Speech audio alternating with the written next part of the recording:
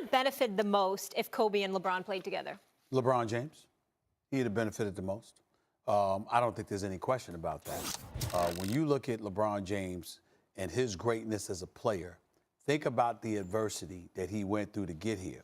But also think about the fact that for years, he didn't really have anybody staring him in the face that was the living embodiment of accountability. Somebody that would be in his face challenging him to do what the hell he was supposed to do. Max Kellerman, and if y'all could get that footage for me that I asked for from y'all this morning. Max, I want you to look at this. This is I think it's the 2012 All-Star game. LeBron has the ball, all right? He has the ball. Kobe is D'ing him up face to face right there. It's him and Kobe. And he tries to throw a court pass, and Melo, D-Wade, and Kobe are all getting on LeBron. Why? And even Darren Williams, of all people. It's the All-Star game, brother. People want to see this. It's the All-Star game, and what they were doing is, you remember, LeBron James had yet to capture a championship. And what was the knock against him? What are you doing? Take it. It's yours. This is your time. What the hell are you doing? I picked that moment and asked them to show that video because it crystallizes my point for this particular argument. Those years where LeBron James was maturing but couldn't get himself over the hump, was devoid of the killer mentality, was susceptible to what people said and what they felt, how he has openly acknowledged how it inhibited him for years. That's why he calls losing in the finals to the Dallas Mavericks his greatest achievement, because with his show The Shop, which I said was a very good show, he's doing a good job with it. The point is, he was saying it was his greatest achievement. Why? Because when he lost, that's when his whole mentality changed. He hunkered down. Pat Riley, D-Wade, everybody, they got on him. He had to ultimately embrace who he is, but also embrace the fact that you got to step up and embrace the challenge and take what is rightfully yours. If he were playing alongside Kobe Bryant, he'd have never had to go through that for that long period of time, because Kobe would have been in his behind from day one, demanding that greatness shined. It would have shined considerably earlier, and we might be actually having valid comparisons to MJ. Well argued. But you're wrong. I'm not. You are. Now, for the sake of argument here, what does LeBron really mean when he tweets that out? Well, Kobe and LeBron were both in some area that you can still call their primes. You could say it was a little post-Kobe's prime and a little pre-LeBron prime when they were both two of the best players in the game. Let's say LeBron had been on the Lakers then. Phil Jackson is still a coach in the league. Whether or not in that year he's coaching the Lakers, let's say Phil Jackson's their coach.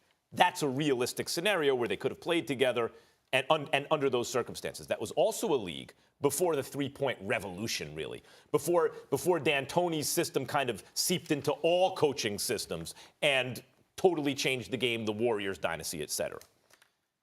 Now, you mean to tell me LeBron benefits more from that pairing than Kobe? Think about this for a second. Phil Jackson coaching Kobe and LeBron. You know what he has there? He has a slightly toned down Michael Jordan and a super duper Scottie Pippen. They would have never lost.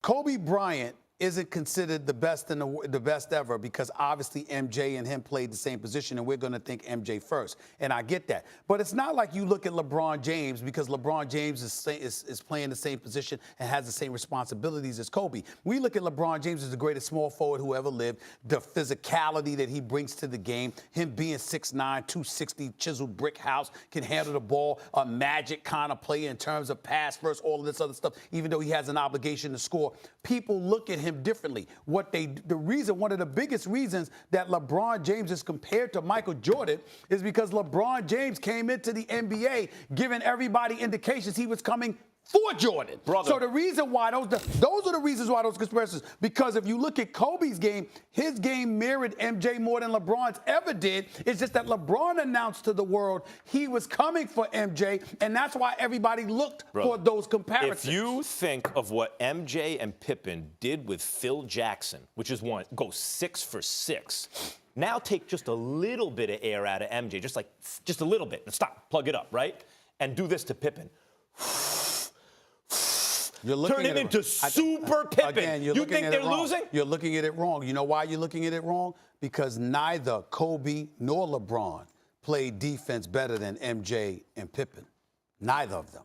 They would be slightly lesser defensively and even better offensively. And on the whole, a LeBron Kobe pairing in their primes would have been even better than MJ and Pippen. Well, again, you're wrong and you're misinformed. Why? Because you're not bringing into consideration the game that they played compared to the game that MJ and Pippen had to play. Talk about the culture, how far more physical it was back in the day. Let's say, what would MJ... Making it even easier for Kobe and LeBron. But what would MJ and Pippen have done in this era in terms of how soft it is? Killed it. But so Kobe... And again, their defense is elite. Here's the their difference. defense is elite. Here's the difference. Pippen is not on anyone's list of top 10 players who ever lived. When the Lakers lost the championship, I'm sorry, beat the Lakers for the championship. What happened in that series? When who beat the who? The Bulls beat the Lakers in the championship, the first finals. You remember how Pippen was picking Magic? Hurt. Yep. Wait, forget all that. Pippen picked up Magic. And so if you guarded Magic, who's usually 6'9" and looking over defenders, you think LeBron wouldn't have guarded Magic? No. What I'm saying to you is that, but LeBron has never been a defender. Pippen is. You do know that. Oh, well, Pippen is It's not even close. Pippen is a much more consistent defender. I'll say this. Not only that, he's somebody that embraces playing defense. No doubt. I wouldn't compare LeBron over the course of a season to Pippen as a defensive player. I will say this, in terms of versatility as a defender, LeBron is more like Dennis Rodman. LeBron, at his best defensively, could legitimately, capably guard all 5 positions. That's not. LeBron at his best is an all-time great defender. Once again, that's why you shouldn't be talking basketball, because you're bringing up what he could do. I'm bringing up what he has done. There's been plenty of times. I will never question the ability of LeBron James. There's nothing he can't do. Let me ask you. He has shown a willingness religiously throughout the years not to accept elite defensive assignments. Paul George scored 33, so what? Opening night, so what? I need to see Paul George score 33 closing night, not opening night. And that's the whole question about this team. Now, do I like what they've added to the team? Do I like Ibaka? Oh, yeah. And we both agreed that Ibaka was an upgrade on Montrezl Harrell, who's a nice player. But Ibaka can also shoot it and can defend.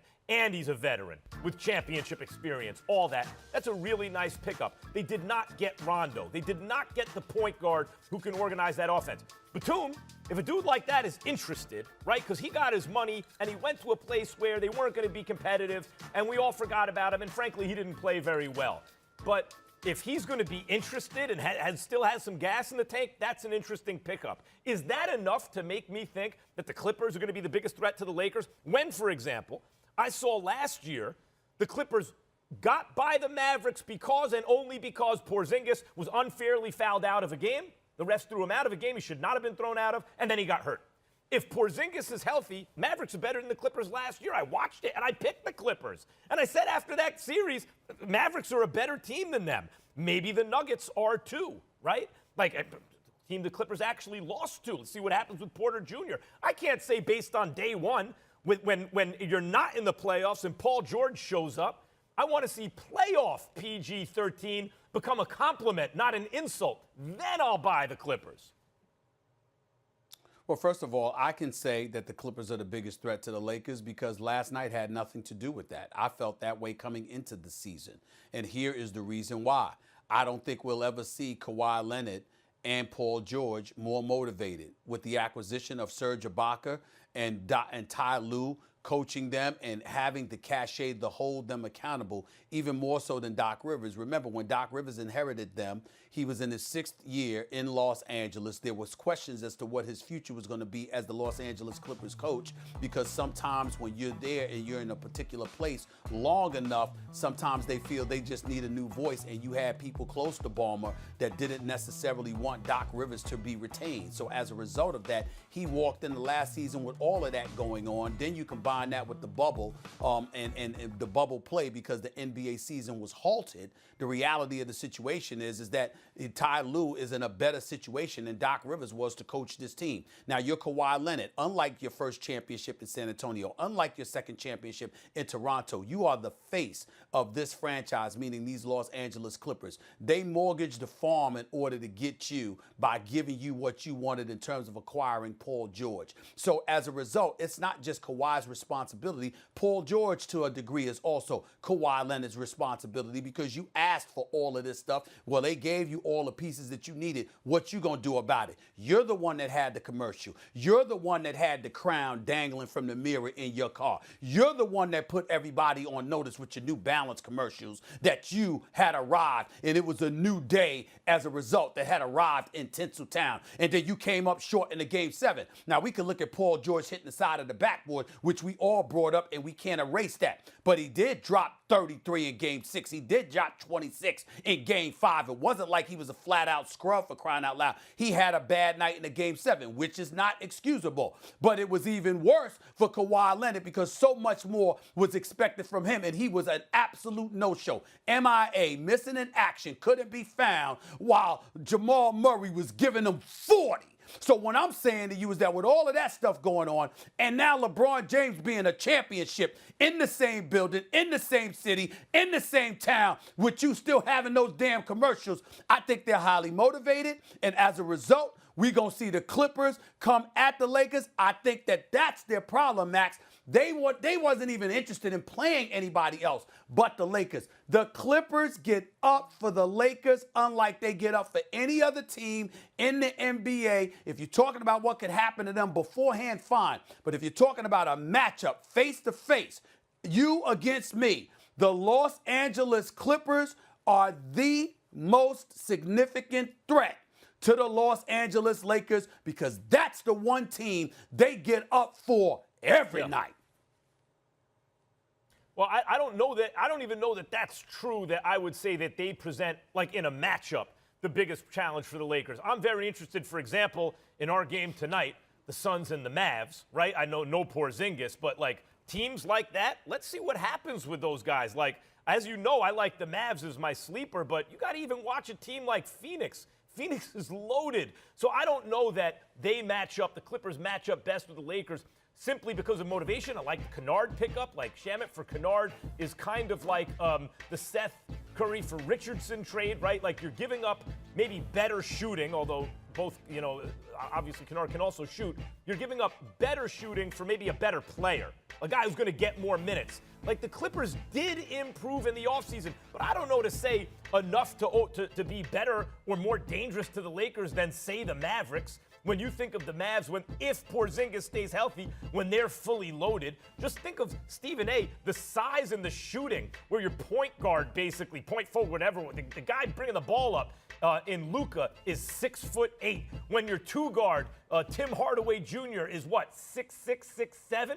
When you got guys like Dorian Finney-Smith who can defend and bomb from three, at least last year he was bombing from three at 6'7", 6'8", whatever he is. Maxi Kleber, same thing, can defend and shoot from the outside, 6'10", and then Porzingis at 7'3", who can do all those things too. That might be a tougher matchup for the Lakers than the guys you mentioned, or if Portis Jr. takes the next step. He's awful defensively, but if he even gets a little bit better there, but certainly he should be ascending offensively. I mean, the Clippers couldn't handle those guys. And by the way, the Lakers could, but that was still a team in its embryonic stages developing. What's going to happen this year if they actually come out as a more mature, better team with a legit third option? I don't know the Clippers are the toughest matchup for the Lakers just because they're motivated. I need to see Paul George perform under pressure, period. Well, if that's the case, I need well, to see still Porzingis a 71 little bit games left in healthier. the season. Can he last? No. Thanks for watching ESPN on YouTube. For live streaming sports and premium content, subscribe to ESPN+.